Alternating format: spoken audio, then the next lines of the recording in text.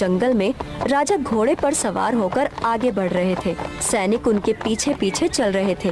अचानक राजा को रास्ते के किनारे एक बूढ़ा साधु दिखाई पड़ा जो थका हुआ और प्यासा प्रतीत हो रहा था। साधु राजा की ओर देखकर बोला, राजन, मुझे बहुत प्यास लगी है, क्या आप मुझे थोड़ा जल दे सकते हैं? बुड्ढे, तुझे क्या लगा मैं यहाँ कोई दान पुण्य करने आया हूँ? अगर तुझे प्यास लगी है तो जा जंगल में कहीं पानी ढूंढ ले।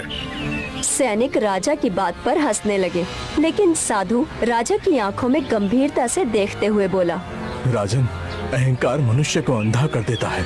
आज तुम जिसे अपनी शक्ति समझ रहे हो, वही एक दिन तुम्हारी सबसे कठिन परीक्षा बनेगी। क्या बकवास कर रहे हो वृद्ध? मेरी शक्ति ही मेरा सबसे बड़ा हथियार है। मेरी शक्ति की बराबरी कोई नहीं कर सकता। साधु अपने नेत्र बंद करके कुछ मंत्र बुदबुदाने लगा और फिर राजा की ओर देखकर बोला, राजन, तूने मेरा अपमान किया है। मैं तुझे श्राप देता हूँ, तेरी 3 संतानें होंगी, लेकिन वो साधारण नहीं होंगी, वो असीम शक्तियों के साथ जन्म लेंगी। क्या कहा? मेरी संतानें अद्भुत शक्तियों के साथ जन्म लेंगी? ये तो मेरे लिए वरदान हुआ। नहीं राजन, ये वरदान नहीं, ये एक श्राप होगा। जब वो बड़े होंगे तब उनकी शक्ति ही उनके लिए सबसे बड़ा अभिशाप बन जाएगी। लोग उनसे डरेंगे, उन्हें अस्वीकार करेंगे और तेरा वंश संकट में पड़ जाएगा। साधु की बात सुनकर राजा हंसने लगा। ऐसा कुछ नहीं होगा। मेरी संतानें इस राज्य की सबसे बड़ी शक्ति बनेंगी और मैं इसे सुनिश्चित करूंगा। इतना बोलकर राजा अपने सैनिक के साथ आगे बढ़ गए। समय ऐसे ही बीतने लगा। कुछ समय बाद राजमहल रोशनी और रंग बिरंगे फूलों से सजा हुआ था। राजा धर्मसेन और रानी सुलेखा राज सिंहासन पर बैठे थे। राजन, ये पूरे राज्य के लिए आनंद का दिन है। महारानी ने एक नहीं बल्कि 3 पुत्रों को जन्म दिया है। ये मेरे राज्य के लिए स्वर्ण युग की शुरुआत है और हमारा वंश सदियों तक बना रहेगा। तभी महल के बाहर अचानक तेज आंधी चलने लगी।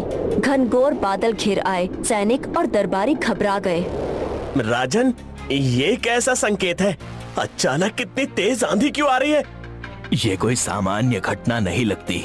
लगता है स्वयं प्रकृति हमें कुछ संकेत दे रही है। मूर्ख मत बनो, ये सिर्फ मौसम का बदलाव है। हमारे राजकुमारों का जन्म हुआ है तो पूरा ब्रह्मांड उनकी शक्ति को स्वीकार कर रहा है। समय बीतने लगा। तीनों राजकुमार धीरे धीरे बड़े होने लगे, लेकिन जल्द ही तीनों राजकुमार अर्जुन, वसंत और तरुण की शक्तियाँ प्रकट होने लगी। एक दिन मंत्री राजा से बोला, महाराज, राजकुमार अर्जुन जहाँ भी जाते हैं वहाँ हवा उनके इशारों पर चलती है। वसंत जिस चीज को छूते हैं वहाँ हरियाली भर जाती है, लेकिन कभी कभी मौसम बिगड़ भी जाता है।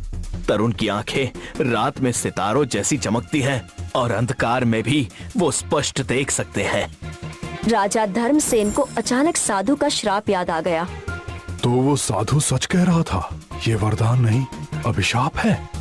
राजा के चेहरे पर चिंता की लकीरें उभरने लगी। कुछ समय बाद महल के बाहर अजीब अजीब सी अफवाहें फैलने लगी। कुछ लोग राजकुमारों को देवता मानने लगे तो कुछ लोग उन्हें शापित समझने लगे। एक दिन राजा खिड़की से बाहर झांकते हुए अपने 3 पुत्रों को खेलते हुए देखकर अपने आप से बोले, अगर ये शक्तियाँ मेरे पुत्रों के लिए बोझ बन गई तो उनका भविष्य क्या होगा? क्या सच में मेरे वंश पर संकट आ जाएगा? 20 वर्ष बाद महल के आंगन में तीनों राजकुमार अर्जुन, वसंत और तरुण तलवारबाजी का अभ्यास कर रहे हैं। उनके अंदर अद्भुत शक्तियाँ पूरी तरह विकसित हो चुकी थी। तभी महल का वातावरण असामान्य हो गया और एक नौकर दौड़ता हुआ राजा धर्मसेन के पास जाकर बोला, महाराज, राजकुमार अर्जुन ने केवल एक इशारे से बवंडर खड़ा कर दिया। और वसंत और तरुण? राजकुमार वसंत की उपस्थिति से महल के आसपास की झीलों में अजीब लहरें उठ रही हैं और राजकुमार तरुण की आंखों की चमक से अंधेरे में भी महल रोशन हो रहा है। राजा तुरंत उठकर महल की छत पर चले गए और अपने पुत्रों को देखने लगे। उनके आसपास कोई नहीं था। महल के लोग उनसे दूरी बना रहे थे। तभी वहाँ पर राजा का मंत्री आ पहुँचा।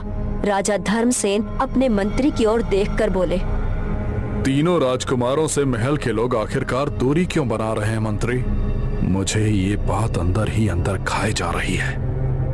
महाराज, आपके तीनों पुत्रों के अंदर विचित्र शक्तियां हैं। लोग उनसे डरते हैं, उनसे खौफ खाते हैं। कोई भी उनके करीब आने से घबराता है। अगर ऐसा ही हाल रहा तो प्रजा का